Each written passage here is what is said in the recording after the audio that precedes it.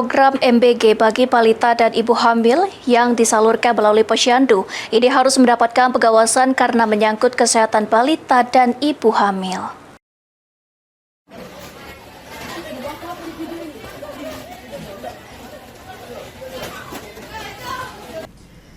Setelah menjalani program makan bergizi gratis untuk anak sekolah, Dinas Kesehatan Kabupaten Muara Enim segera memfokuskan diri untuk pengawasan MBG untuk balita dan ibu hamil yang disalurkan melalui posyandu di lingkungan masyarakat.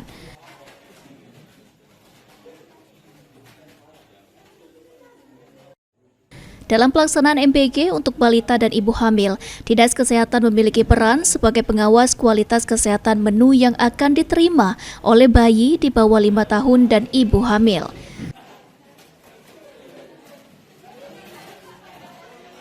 Selain kualitas kesehatan menu MBG di sekolah, MBG untuk balita dan ibu hamil sangat penting karena menyangkut tumbuh kembang awal anak dan kesehatan kelahiran anak.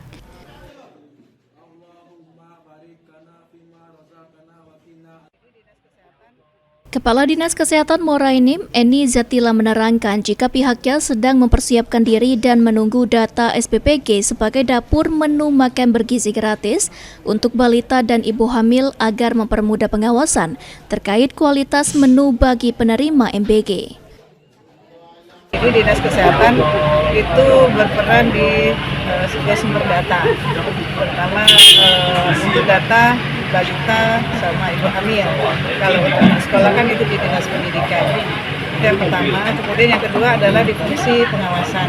Jadi untuk monitoring pengawasan untuk SPPG ini adalah bagian daripada tugas Dinas Kesehatan.